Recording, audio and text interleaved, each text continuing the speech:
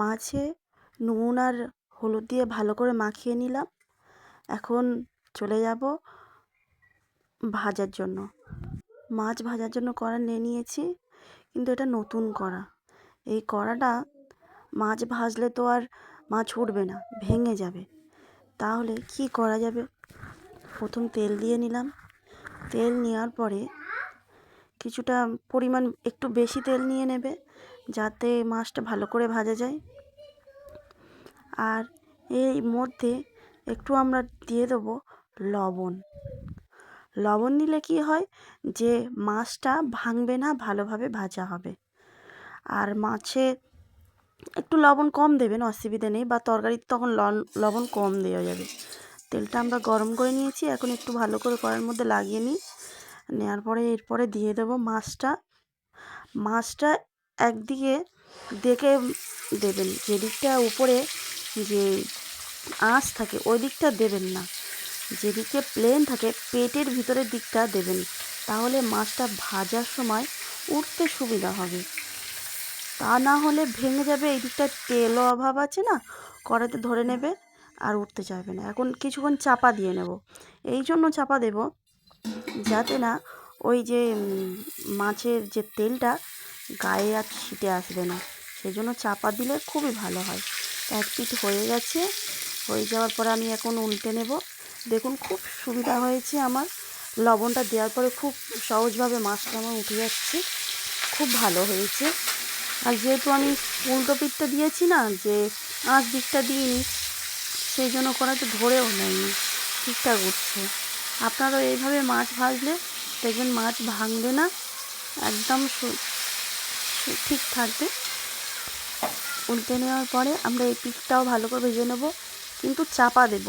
চাপাটা এই জন্য দেবো যাতে না ওই তেলটা ঠিকরে আমাদের গায়েতে পুড়ে যায়। আমার খুব ভয় করে, কারণ ওই তেলটা না খুব জোরে জোরে চটপট চটপট করে ফোটে। সেই জন্য এটা চাপা দিলে খুবই ভালো হয়, তাড়াতাড়ি হয়ে যায়। তা মাছটা আমি এখন তুলে নেব। মাছটা হয়ে গেছে, দুপিঠ হয়ে গেছে, দেখুন কড়াইতে খুব ভেঙে যায়নি, একদম ঠিক আছে।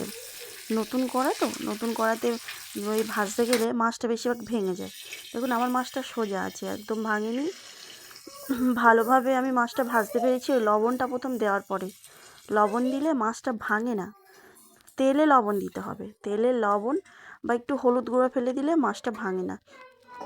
মাছটা তুলে নিয়েছি, এখন আমি ফুলকপিটা ভেজে নেব। ফুলকপি আর আলু ভেজে নেব। আমি সেই তেলে আমি ফুলকপি আলুটা দিয়ে দিলাম, দিয়ে আমি 5 মিনিট আমি ভেজে নেব ভালো করে, যাতে ফুলকপির ওই গন্ধটা যেন না থাকে।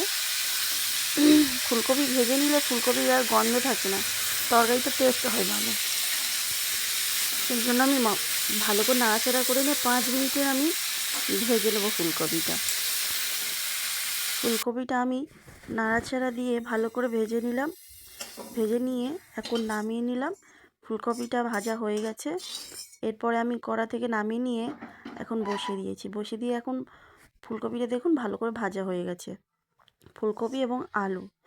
এখন কড়াইতে আমি তেল দিয়ে দেবো, পরিমাণ মতো তেল দিয়ে দেবো।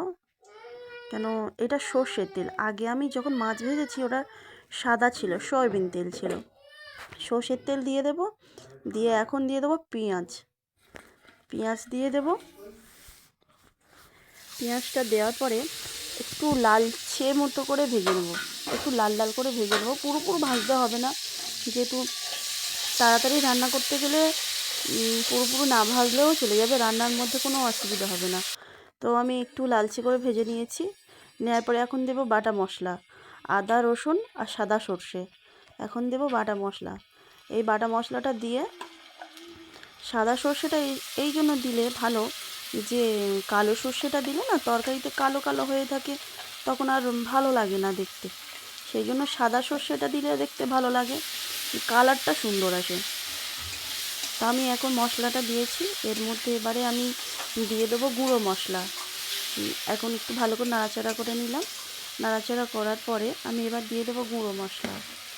গুঁড়ো মশলাটা আগে দেবো আমি, হলুদটা দিচ্ছি, হলুদ দিলাম, পরিমাণ মতো হলুদ দেবেন। তারপরে দিয়ে দিচ্ছি আমি লঙ্কার গুঁড়ো, পরিমাণ মতো আপনাদের ঝাল অনুযায়ী দেবেন, কেন লঙ্কাটা দিলে তো তরকারি মানে সবজির তরকারিতে লঙ্কা কম দিলে ভালো, কেন অল্প লঙ্কাতে বেশি ঝাল হয়ে যায়, তো ছোট বাচ্চা থাক আর বড় মানুষ থাক খাওয়া যায় না।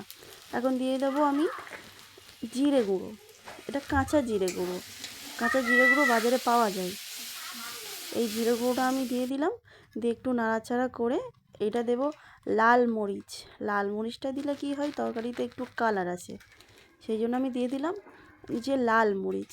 এরপরে দিয়ে দেবো সামান্য মতো পানি, কেন তরকারি যে মশলাটা ধরে নিচ্ছে কড়াতে, সামান্য মতো আমি পানি দিয়ে দেবো এই মশলাটা ফোটানোর জন্য, যাতে যে ধরে না নেয়। ফুটিয়ে দিলে যে মশলার যে গন্ধটা আছে, কাঁচা গন্ধটা চলে যাবে।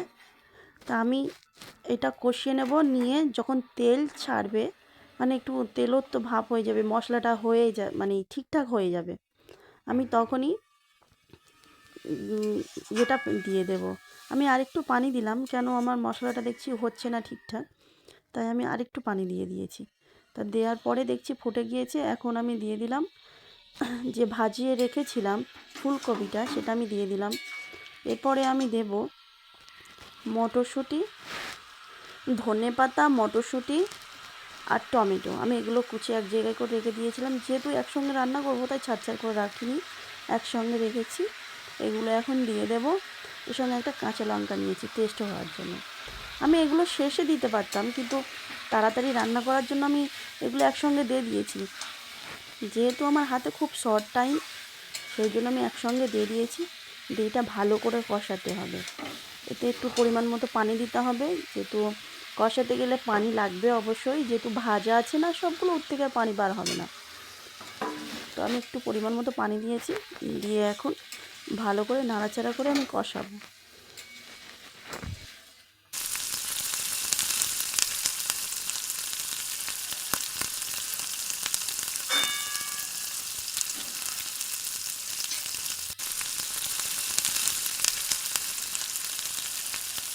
কষানো হয়ে গেছে, এবার একটু পানি দিয়ে দিলাম, পরিমাণ মতো পানি দেবে, পানি তোমার অনুযায়ী দেবে, খুব দেবে না কমও দেবে না, তোমার অনুযায়ী যতটা তুমি, যে আমি এইভাবে একটু ঝোল রাখবো বা রাখবো না, এবার তোমার উপর ডিপেন্ড করছে, সেই রকমভাবে পানি দিলে।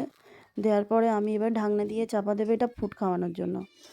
ফুটে গেছে, আমি এবারে দিয়ে দেবো মাছগুলো, কিন্তু মাছ ফোটার আগে দেবে না, যে পানিটা দিয়ে মাছটা দিয়ে দেবে তখন তরকারির কোনো টেস্ট হবে না। তো আগে ভালো করে ফুটে যাবে, মশলাগুলো সবজির সঙ্গে ভালো করে মাখো মাখো হয়ে যাবে, পানিটাও ফুট ধরে যাবে। এবার দিয়ে দেবো একটু লবণ, তখন কিন্তু আমি লবণ দিইনি, এই জন্য আমি লবণ দিইনি, প্রথম আমি তেলেতে লবণ দিয়েছিলাম, সবজিতে লবণ ছিল, মাছেও লবণ ছিল, তো আমি পরিমাণ মতো দেখে আমি লবণ দিচ্ছি, আপনারাও সেইভাবে দেবেন। এখন দিয়ে দেবো মাছ, আমি মাছগুলো দিয়ে দিলাম, একটা একটা করে মাছগুলো দিয়ে দিলাম, দিয়ে দেওয়ার পরে মাছটা আমি দিয়ে দিলাম, দিয়ে আমি একটু চাপা দেব, এটা চাপা দিয়ে আমি ভালো করে ফুট খাওয়াবো। ফুট খাওয়ানোর পরে আমার কমপ্লিট হয়ে গেলে আমি নামিয়ে নেব। আমি একটু ভালো করে নাড়াচাড়া করে নিলাম, যেহেতু আমি লবণটা দিয়েছি তখন নাড়িনি, সেই জন্য আমি একটু নাড়াচাড়া করে নিলাম, এখন ঢাকনা দিয়ে ঢাকা দিয়েছি, দিয়ে আমি অপেক্ষায় থাকলাম যে তরকারিটা হয়ে গেছে। তরকারিটা দেখুন কত সুন্দর তরকারিটা হয়েছে, সব লবণ টবণ সব ঠিক আছে। আর যদিও বা লবণ বেশি পড়ে, তো লবণ কমানোর জন্য কি করবেন, একটু চিনি দিয়ে দেবেন, একটু পরিমাণ মতো চিনি দিয়ে দেবেন, যেভাবে লবণটা যেমন দেখবেন যে তরকারিতে বেশি পড়ে গেছে, তো একটু চিনি দিলে লবণটা ঠিকঠাক হয়।